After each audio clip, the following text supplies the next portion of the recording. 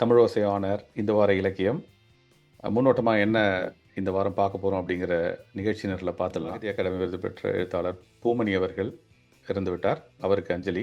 இந்த வார இலக்கியம் பாலா நிறைய அப்டேட்ஸோட வந்திருக்காரு. அதுக்கப்புறம் சிறுகதை யாத்ரி அவர்கள் எழுதிய ஈன்ற பொழுது அப்படிங்கிற சிறுகதை, அப்புறம் ஃபெட்னா அது சம்பந்தப்பட்ட ஒரு இலக்கிய கழகம், அப்புறம் காட்சியை சாட்சியில் இந்த வாரம் சிறிது வெளிச்சம் கூப்பாரா அவர்களுடைய சிறுகதையை ஒட்டி அது எந்த திரைப்படத்தில் வந்தது அப்படிங்கிற மாதிரியான காட்சியே சாட்சி இருக்குது. இந்த வார கேள்வி இருக்குது. வாங்க நம்ம நிகழ்ச்சிக்குள்ளே போகலாம். வணக்கம் பாலா, எப்படி இருக்கீங்க? நல்லா இருக்கேன் சிவா.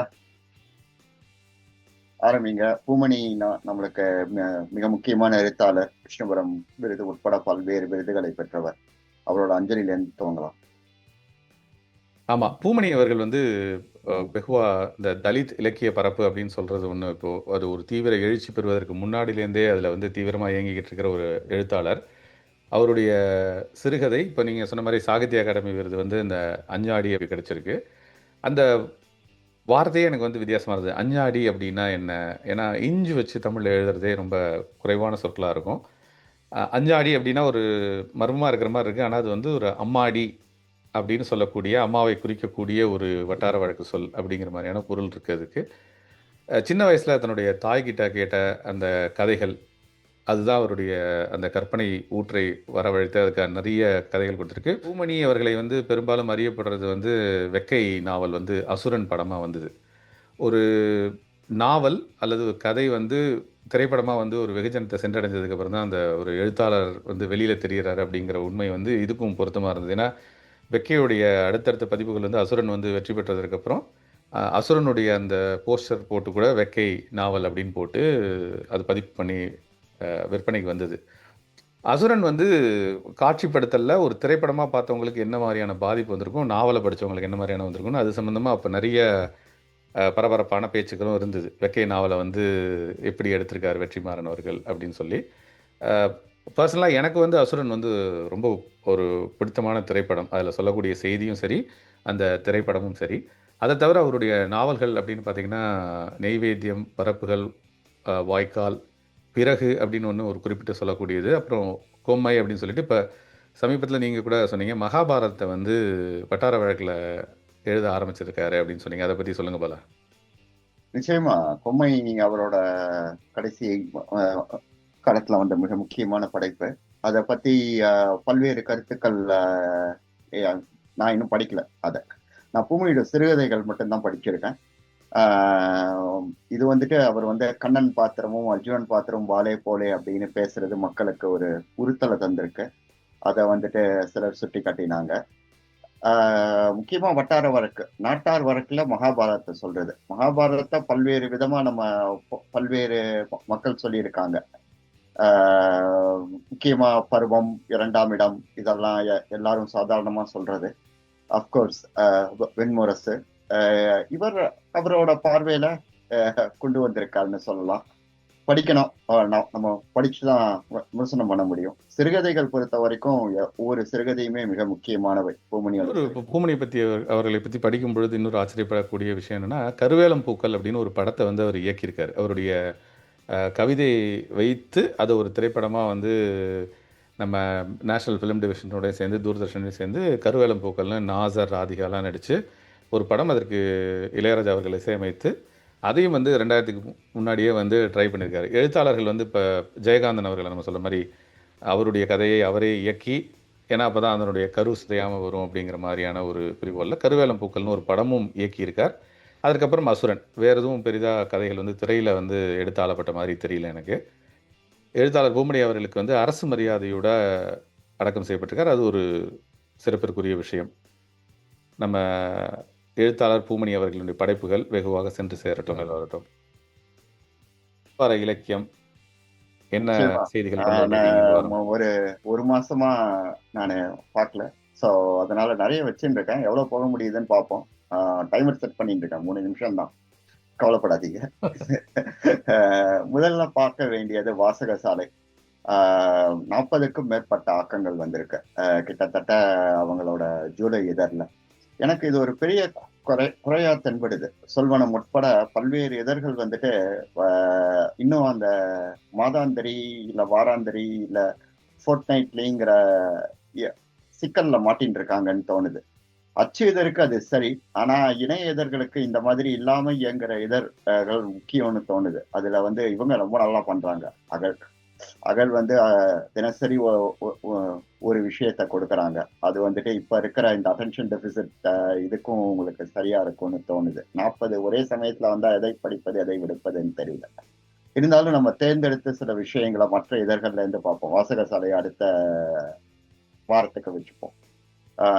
அந்திமறையில வந்துட்டு இந்த இந்த ஆண்டு தமிழ் விக்கி பூரன் விருது பெறும் ஞானசேந்திர ஜான்சனோட ஒரு நீண்ட நேர்காணல் வந்திருக்கு. கிறித்துவ இலக்கியத்துல பத்தி அவர் வந்துட்டு பல்வேறு ஆராய்ச்சிகளை மேற்கொண்டு செஞ்சுட்டு வர. ஸோ அது ஒரு மிக முக்கியமான ஆய்வு. அது தவிர அந்திமறையில பல்வேறு விஷயங்கள் வந்திருக்கு. அதே மாதிரி இன்னொரு முக்கியமான நேர்காணல்ல நான் பார்க்கறது வந்துட்டு இது வல்லினம் இதழ்ல சாமிநாதன் முனுசாமி வந்துட்டு மலாயா கணபதி பத்தின ஆராய்ச்சியை கொண்டு வந்திருக்க. அதுவும் ஒரு முக்கியமான நேர்காணல். இப்போ இருக்கிற நேர்காணல்கள்லாம் நிஜமாவே நேர்காணல்களாங்கிறத வந்துட்டு நான் வாசகர்கள் பார்வையாளர்களுக்கே விட்டுடுறேன்.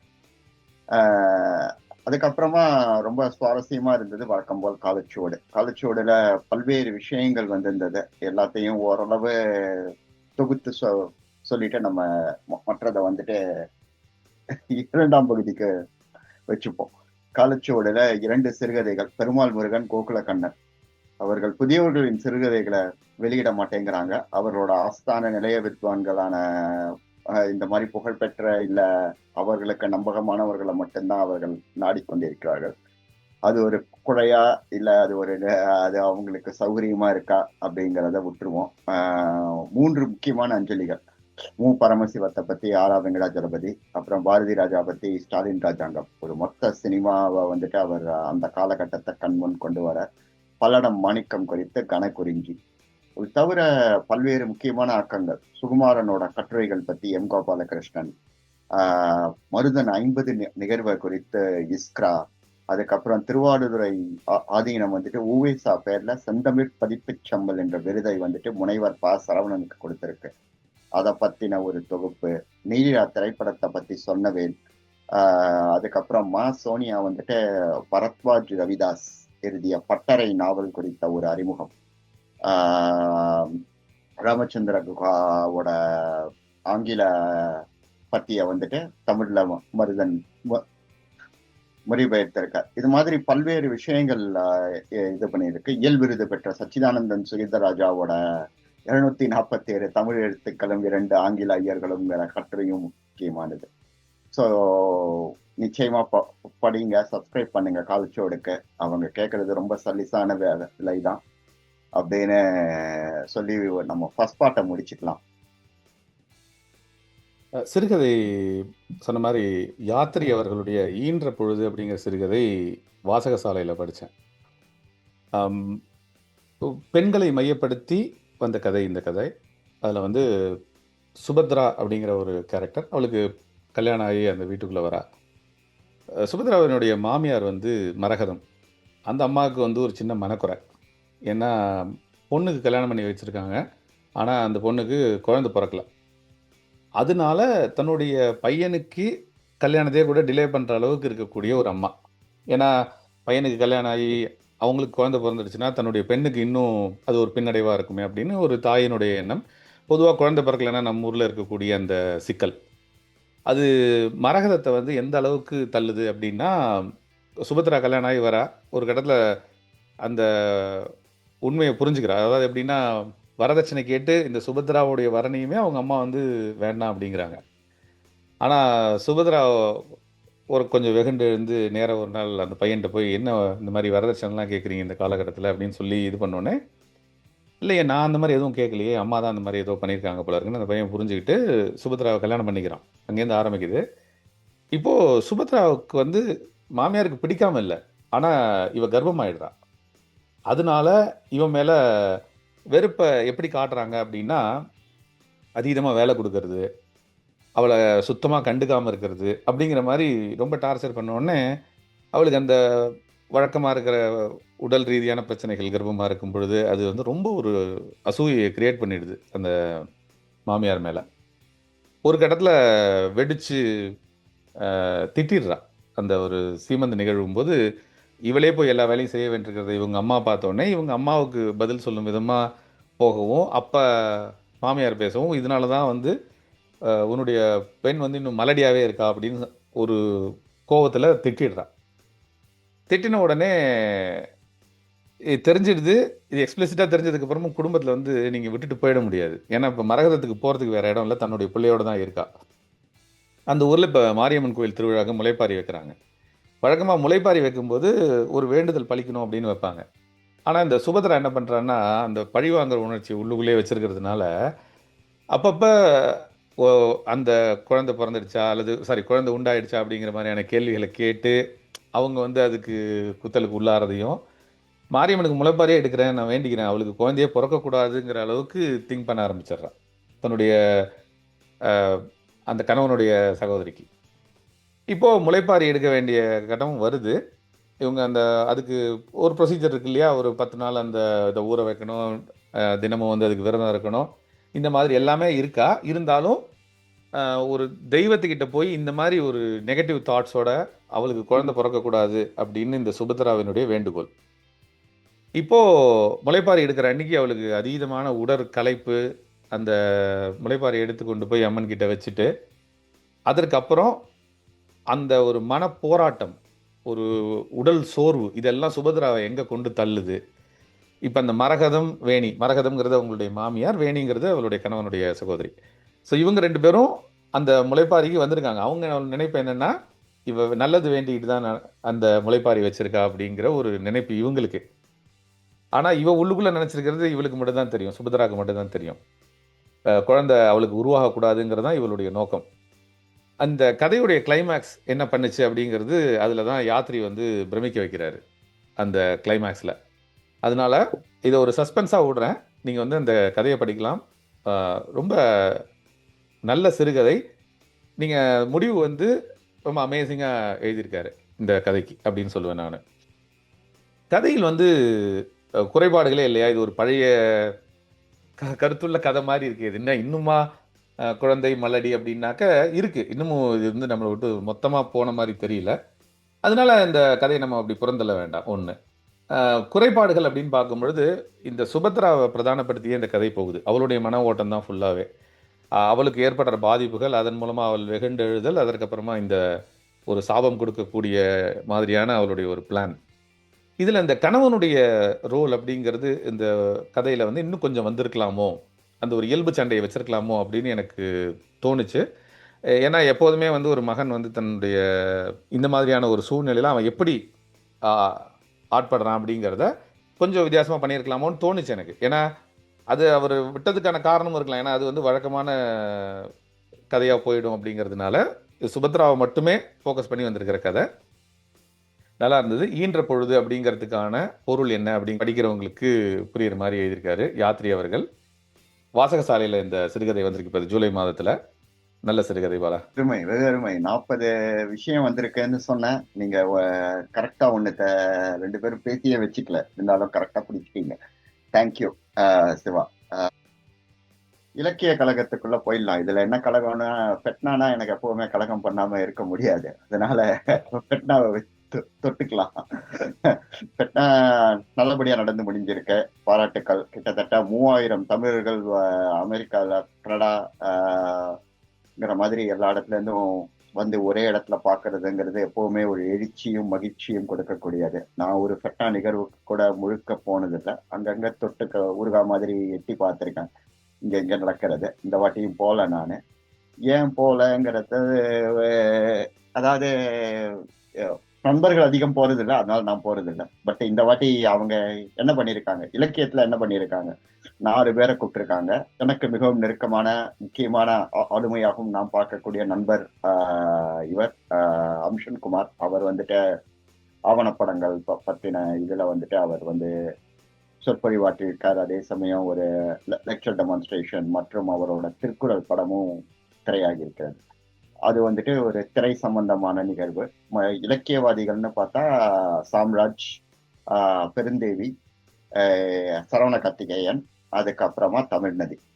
எனக்கு என்ன இதுல இலக்கிய கழகத்துல நான் எப்படியாவது இதுல கழகத்தை உண்டு பண்ணணுங்கிறதுக்காகவே நான் யோசிச்சது, இந்த 4 பேருமே கிட்டத்தட்ட, அதாவது 2 பேர் இதுல அமெரிக்கால வசிக்கிறவங்க, தமிழ்நதி கனடால இருக்காங்க, பெருந்தேவி ஆல்பனியில பேராசிரியரா இருக்காங்க. ஸோ அவங்கள கூட்டிட்டு வர்றதுங்கிறது சும்மா அப்படியே நம்ம வந்துருங்க வீட்டுல விசேஷம் வச்சிருக்கோன்னு பக்கத்து வீட்டுக்காரங்களை கூப்பிடுற மாதிரி. இதுல என்ன இலக்கியம்னு எனக்கு தெரியல. இருந்தாலும் இருக்கட்டும், 2 பேருமே முக்கியமான நபர்கள் தான், சுவாரஸ்யமான நபர்கள், நன்றாக பேசக்கூடியவர்கள், நிறைய முக்கியமான படைப்புகளை கொடுத்தவர்கள். அதே மாதிரிதான் சாம்ராஜ், ரொம்ப அருமையாக பேசக்கூடியவர். அவரோட நாவல் வந்துட்டு இயல் விருது கூட பெற்றிருக்கு. சரவண கார்த்திகேயனும் அதே மாதிரி சுவாரஸ்யமான நபர். சோ அதுல எந்த குறைபாடும் இல்லை. ஆனா அவர்களும் எல்லாருமே இந்த விஷ்ணுபுரம் இலக்கிய விழாக்கு இப்பதான் வந்துட்டு போனாங்க 1 மாசம் முன்னாடி. திரும்ப அவங்களையே திரும்ப நம்ம கண்ட்ரோல் சி கண்ட்ரோல் வீன்னு ரொம்ப எளிமையா பண்ற மாதிரி அவங்க பண்ணியிருக்காங்க. சோ இதுக்கு எதுக்கு பெட்னான்னு ஒரு 3000 தமிழர்கள், விஷ்ணுபுரம் இலக்கிய வட்டம்ங்கிறது ஒரு 300 பேர் கூடின விழா. 3000 பேர் கூடுற விழாவுக்கும் அவங்களுக்கும் இதே பட்ஜெட் தானா? நல்ல பெரிய சாரு நிவேதிதா, எஸ் ராமகிருஷ்ணன் போன்றவர்களா இருக்கட்டும், இல்ல இன்னும் இப்ப தற்காலத்துல மிக முக்கியமா இருக்கிறவர்கள், அவர்கள் நினைக்கிறவர்களா இருக்கட்டும், குறிப்பிட்டு சொல்ல போனோம்னா அவர்கள் பலருக்கு முயற்சி பண்ணியிருக்காங்க. மோகன் சங்கர் போன்றவருக்கு அவர்களெல்லாம் கூட கூட்டின்னு வரல, ஏன்னு தெரியல. ஆனா அது ஒரு பெரிய இடைவெளி, இல்ல ஒரு நிரப்ப முடியாத ஒரு பெரிய அகழின்னு எனக்கு தோணுது. அதுதான் இந்த வாரத்துல என்னோட கழகம். நம்ம இதுக்கு போயிடலாம், காட்சியே சாட்சி. நீங்க அந்த கால கூப்பர் கதையை எடுத்துட்டு எந்த சினிமால அது வந்திருக்குன்னு சொல்லுங்க. காட்சியே சாட்சி வந்து நம்ம கூப்பாராவோட சிறிது வெளிச்சம் அப்படின்னு ஒரு சிறுகதை. அதுல வந்து நான் இந்த கூப்பாராவோட சிறுகதையை சொல்லிட்டு இப்போ வந்து அந்த திரைப்படம் வந்து அது வந்துமே கிட்டத்தட்ட ஒரு 20 வருடங்கள், கிட்டத்தட்ட 17 வருடங்களுக்கு மேலே கண்டிப்பாக ஆயிடுச்சு. ஆனால் புகழ்பெற்ற ஒரு திரைப்படம், நல்ல ஓடின ஒரு திரைப்படம், எல்லாருக்கும் தெரிஞ்ச திரைப்படம். இந்த கூப்பாரா சிறுகதை எழுதினது கிட்டத்தட்ட 40s இருக்கும் அந்த பீரியட்லன்னு வச்சுக்கோங்களேன். அந்த கதை என்னன்னா, ஒரு பேச்சுலர் பையன் வந்து ஒரு வீட்டில் குடியிருக்கான். அதாவது அந்த ரேழி அப்படின்னு சொல்லுவாங்க, அதாவது என்ட்ரன்ஸ்க்கு பக்கத்தில் இருக்கிற ரூம், அந்த மாதிரியான இடத்துல அவன் இருக்கான். அவனுக்கு பின்பக்கத்தில் வந்து ஒரு தம்பதிகள் குடியிருக்காங்க. அந்த கணவன் வந்து இந்த பெண்ணை வந்து கொஞ்சம் டார்ச்சர் பண்ணுற டைப். அதாவது ஒரு இரவில் கொஞ்சம் லேட்டாக வந்துட்டு கதவை வந்து தட்டுறது, திறக்கலைன்னா திட்டுறது, அதுக்கப்புறம் கொஞ்சம் அடி உதை வசவுகள், இந்த மாதிரியான ஒரு சுச்சுவேஷன். இப்போ இந்த பையன் வந்து ஒரு நாள் என்ன பண்ணுறான், இந்த சத்தம் கேட்டு ராத்திரியில் அவங்க வீட்டு கதவை தட்டுறான். தட்டி, சார் இங்கே ஏதோ சத்தம் கேட்குது, ஏதோ பிரச்சனை நினைக்கிறேன். ஆமாம், என்ன இப்போ அப்படிங்க. நீங்கள் உங்கள் ஒய்ஃபையும் அடித்த மாதிரி தெரியுது. ஆமாம், இதில் என்ன பிரச்சனை உனக்கு அப்படிமா. இல்லை, நீங்கள் வந்து இதை உடனே நிறுத்தணும், இல்லைன்னா நான் வந்து போலீஸுக்கு தகவல் கொடுத்துருவேன். என் வீட்டு பிரச்சனையில் தலையிடுறதுக்கு நீ யார் அப்படிங்கிறான்.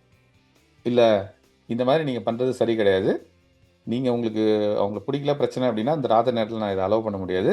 நீங்கள் வந்து என் கூட படுத்துங்க, நீங்கள் அந்த ரூமை சாத்திக்கமா அப்படின்னு அந்த பொண்ணை பார்த்து சொல்கிற ஒரு காட்சி இந்த சிறுகதையில் வருது, சிறிது வெளிச்சம்ல. இது அப்படியே நம்ம கட் பண்ணி ஒரு திரைப்படத்தில் பார்த்தோம் அப்படின்னாக்கா, மனைவி கிட்ட விவாகரத்து கேட்டு அதற்கு மனைவி ஒத்துக்கலை அப்படிங்கிறதுனால மனைவியை அடித்து துன்புறுத்தும் போது பக்கத்து அறையில் ஒரு போலீஸ் ஆஃபீஸர் இருக்கார். இது அமெரிக்காவோட நியூயார்க்கில் நடக்குது. அவர் ஒரு கேஸ் விஷயமா அங்கே வந்திருக்காரு. அவர் வந்து இந்த கதவை தட்டி, என்ன இங்கே நீங்கள் இந்த மாதிரி உங்கள் ஒய்ஃப் அடிக்கிறீங்க போல இருக்கு அப்படிங்கிறார். அதுக்கு ஒரு சில நாட்களுக்கு முன்னாடி தான் இருக்கிற அந்த ஒய்ஃபை வந்து இந்த போலீஸ் ஆஃபீஸர் காப்பாற்றுறாரு அவங்களோட சூசைட் அட்டம்ப்ட்லேருந்து. அந்த மாதிரி ஏற்பட்ட ஒரு சின்ன நட்பு அவங்களுக்குள்ள, அவ்வளோதான்.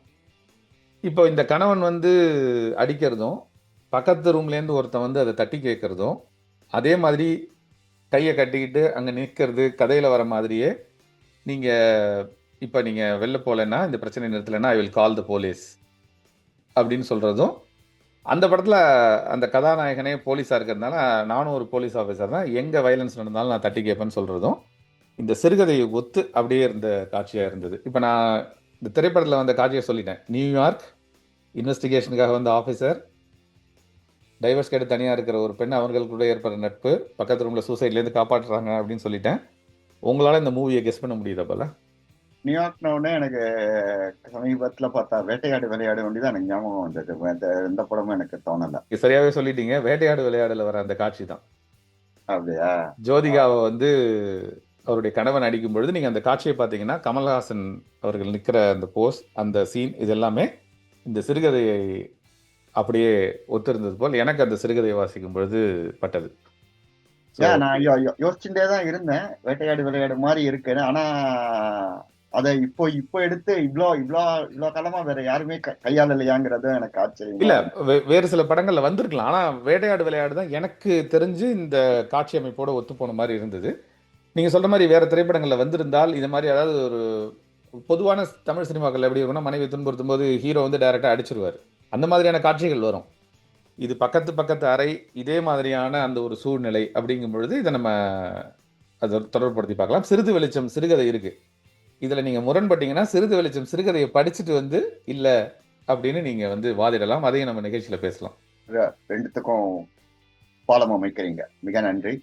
நம்ம இரண்டாம் பகுதி போயிடலாம். இந்த வார இலக்கியத்துல இரண்டாம் பகுதியில முக்கியமா சொல்ல விரும்புறது கவிதைகளுக்காகவே நடத்தப்படுற கவிதைகள்.in. அதுல 3 முக்கியமான ஆக்கங்களை குறிப்பிட விரும்புறேன். முதல் ஆக்கம் வந்து சுனில் கிருஷ்ணனோட உரை வடிவம். தஞ்சை பிரகாஷ் இலக்கிய விருது மதாருக்கு கிடைத்திருக்கிறது. அதை பற்றிய வார்த்துறைய விமர்சன உரையா ரொம்ப அழகா பண்ணியிருக்கார். ரெண்டாவது ஸ்ரீநேசனோட கவிதையை முன்வைத்து கவிஞர் விக்ரமாதித்தன் வந்துட்டு ஒரு அற்புதமான பார்வையை முன்வைக்கிறார். அவரோட காலத்தின் முன் ஒரு செடி அப்படின்னு ஸ்ரீநேசன் ஒரு தொகுப்பு வெளியிட்டு இருக்கார். அதுல வந்துட்டு ஒரு கவிதை வந்துட்டு நள்ளிரவில் இயேசு இளம் பெண்ணை அரைத்து செல்கிறார், இப்படிதான் ஆரம்பிக்குது அந்த கவிதை. அதுதான் கவிதையோட தலைப்பும் கூட. சோ இப்போ யோசிச்சு பாருங்க இந்த கவிதை எப்படி போகும்னு சொல்லிட்டு. நள்ளிரவில் இயேசு இளம் பெண்ணை அரைத்து செல்கிறார். விக்ரமாதித்தன் இந்த கவிதையை வந்துட்டு அலசி இருக்கார். அது தவிர குமரகுருபரன் விருது, விஷ்ணுபுரம் இலக்கிய வட்டம் வந்துட்டு பல்வேறு விருதுகள் வழங்குது. நம்ம ஏற்கனவே விக்கி அதாவது தகவல் தொகுப்புக்கு சூரன் விருதை பார்த்தோம். இது வந்து கவிதைக்கான குமரகுருபரன் விருது. அது பெரும் சம்யுக்தா மாயா கவிதைகளை பற்றி ஜெயமோகன் ஆற்றிய பொயட்டிக் ஆங்ஸ்ட், கவித்துவமான அகப்பதற்றம் அப்படிங்கிறத பத்தின ஒரு விரிவான உரை வடிவமும் வந்திருக்கு. இதெல்லாம் நம்மளோட இரண்டாம் பகுதியில. இன்னொன்னு முக்கியமா சொல்ல நினைக்கிறது குவிகம். அவங்க வந்துட்டு இப்ப காலச்சுவடுக்க சளைக்காம நிகழ்வுகளை தொகுத்து வழங்குறதா இருக்கட்டும், அதுக்கப்புறமா பரிசுகள் கொடுக்கறதா இருக்கட்டும், ரொம்ப ரேர் ஸ்டோரிஸ். அதாவது இப்ப நம்ம சொல்லியிருந்தோம் மயிர், நடுகள், அகல், சொல்வனம், வாசகசாலை, யாவரும் இப்படின்னு இருக்கிற பரந்துபட்ட இதுல இருந்து மாசம் ஒரு சிறுகதையை தேர்ந்தெடுக்கிறாங்க. ஒவ்வொரு மாசமும் வெளிவர்றத அத அந்த 12 சிறுகதையும் தொகுத்து ஒரு புத்தகமா வெளியிடுறாங்க. சிவசங்கரி வந்துட்டு இதை ஸ்பான்சர் பண்றாங்க. அந்த விழா நடந்ததோட தொகுப்பை அவங்க அழகா போட்டிருக்காங்க. அதுவும் நிச்சயமா பார்க்க வேண்டியது. முழு வீடியோவும் இதுல கிடைக்குது, ஸ்ருதி டிவி வழியா கிடைக்குது. இரண்டாவது அன்னை சொன்னாம்பாள் நினைவு சிறுகதை போட்டியில பரிசு வழங்கும் விழா. அதுல 35 சிறுகதைக்கு ராயசல்லப்பா பல்வேறு பரிசுகள் கொடுத்திருக்காரு. அதுவும் ஒரு அந்த நிகழ்வுக்கான வீடியோவும் அவங்களோட தளத்துல கிடைக்குது. இறுதி பகுதிக்கு போயிடலாம். மயில்.inல வந்துட்டு ஒரு முக்கியமான கட்டுரை, 2 கதைகள் இருக்கு. அதை நீங்க வீட்டு பாடமா படிச்சுட்டு அதுல எந்த கதை தேரும், எது உங்களை கவர் பண்ணிச்சுன்னு சொல்லுங்க. போதி எழுதிய மலர் நீட்டம், ஆவுடை எழுதிய அப்பாவின் நினைவிடம். நம்ம பார்க்க போறது இன்னைக்கு அசோகமித்ர. இது இந்த 2 சிறுகதைகளையும் விட்டுடலாம். எழுத்தாளர்கள் தமிழ் சினிமாவில் பங்கேற்பதை பத்தி அதுல ஒரு நல்ல அறிமுகம் கொடுக்கறாங்க.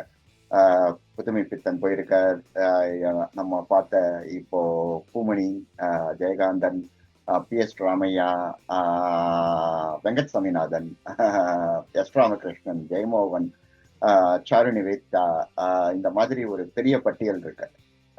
அதுல அசோகமித்திரனுக்கும் சினிமாக்கு போயிட்டு ஒரு கசப்பான சம்பவங்களோட அவர் வெளில வர இத வந்துட்டு அவர் வந்துட்டு இனி வேண்டியதில்லை அப்படின்னு ஒரு சிறுகதையா கொண்டு வந்திருக்க.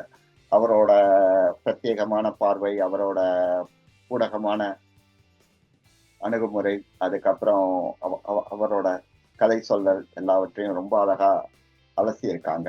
வாசிக்கப்பட வேண்டிய கட்டுரை, வாசிக்கப்பட வேண்டிய கதை. அதை முன்வைத்தே நான் இந்த வார கேள்விக்கு போயிடுறேன். நம்ம இந்த போன வாரம் படத்தையும் நம்ம சொல்லிடலாம். குடும்பம் ஒரு கதம்பம் சென்ற வாரம் நம்ம காட்சியை சாட்சியில பண்ணது, அதையும் சொல்லிடலாம். எனக்கு போன வாரம் என்ன கேட்டேங்கிறது ஓரளவு ஞாபகம் இருக்கு. ஆனா இந்த வாட்டி எனக்கு அதே தான் தோணிச்சு. இவ்வளோ சினிமாவுக்கு போன சித்தாள்கள் பல பேர் இருக்காங்க. இதுல வந்துட்டு உங்களுக்கு வந்துட்டு தமிழ் சினிமாவை நம்ம படைப்பிலக்கியத்துல கொண்டு வந்தது எந்த கதை முக்கியம்னு நீங்க நினைக்கிறீங்க? செல்வி சுஜாதா ஆனந்த் ராவ் வந்து இனி வேண்டியதில்லை, அசோகமித்திரன் தான் முக்கியம்னு ஒரு 20 பேரை பட்டியல் போட்டுட்டு அவங்க சொல்றாங்க. நான் சொன்ன எல்லா நேம் டிராப்பிங்கையும் பண்ணிட்டு. சோ உங்களுக்கு எது இந்த படைப்பிலக்கியத்துல எது முக்கியம்னு உங்களுக்கு தோணுது? இல்ல ஒரு விமர்சனமா எடுத்துக்கலாம். சொர்ணவேல் ஈஸ்வரன் ரொம்ப மனதுக்கு நெருக்கமான சமீப கால அவர் ஒரு 30 ஆண்டு காலமா இந்த விமர்சன துறையில இருக்கார். அதுக்குன்னே சினிமாக்குனே வர பத்திரிகைகள் உங்களுக்கு தெரியும். இப்போ அதே மாதிரி இந்த டாக்கி.in வந்துட்டு இணையத்துல வந்து தீபா நடத்துறாங்க. ஸோ இந்த மாதிரி பல்வேறு விஷயங்கள் இருக்கு. நீங்க சினிமா வந்துட்டு இலக்கிய ரீதியா யார் அணுகி இருக்காங்க, எது முக்கியம்னு நீங்க நினைக்கிறீங்கிறத எங்களுக்கு சொல்லுங்க. நல்ல கேள்வி பலா. சினிமா அப்படிங்கிறது இப்போ நம்ம இந்த கோர் லிட்ரேச்சர் பற்றி பேசுகிறவங்க ஒரு காலத்தில் வந்து சினிமாவை வந்து எதிரி மாதிரி பார்த்தாங்க. அதாவது நல்ல கர்நாடக இசைக்கலைஞர்கள் அல்லது கர்நாடக வித்வான்கள்னு சொல்லக்கூடிய காலகட்டத்தில் இருந்தவங்க திரை இசை பாடல்களை வந்து எதிர்த்த மாதிரி தான். ஒரு கட்டத்துக்கு அப்புறம் இப்போ வந்து இளையராஜாவினுடைய அந்த ராகங்களை வந்து டீகோட் பண்ணுறதுக்கு எல்லா லீடிங் ஆர்டிஸ்டும் கர்நாடிக் மியூசிஷியன்ஸும் வந்து பண்ணுறாங்க. அந்த மாதிரி சினிமாவை வந்து நாவல்லேருந்தோ சிறுகதையிலேருந்தோ எடுத்து அதை ஆக்கும்போது எப்படி வெகுவாரியான மக்களை பாதிக்குது அப்படிங்கிறத பொறுத்து தான் அது வந்து என்ன மாதிரியான படம் அப்படிங்கிறது. சில பேருக்கு சாதாரணமாக ஹீரோ பறந்து வந்து 10 பேர் அடித்தாலே அது போய் பாதிப்பை உண்டாக்குது. ஆனால் நல்ல சினிமா அப்படிங்கிறது ஒரு உள்ளுக்குள்ளே தூங்கிட்டு இருக்கிற அந்த மனிதத்தை தட்டி எழுப்பக்கூடிய அளவில் இருக்கக்கூடிய திரைப்படங்கள் வந்து ரொம்ப குறைவாக தான் நம்மக்கிட்ட வருது. அந்த காட்சி அமைப்பு அது வசூல் ரீதியாக இருக்கிறதுனால. எனிவே நீங்கள் கேட்ட கேள்வி ஒரு சிறந்த கேள்வி. எத்தனை பேர் வந்து இந்த வீடியோவை முழுமையாக பார்த்து அந்த கேள்வியை உள்வாங்கி கமெண்ட்டில் சொல்கிறாங்க அப்படிங்கிறது தான் இருக்குது. மீண்டும் அடுத்த வாரம் சந்திக்கும் வரை வணக்கம் கூறி விடைபெறுவது சிவா. நன்றி.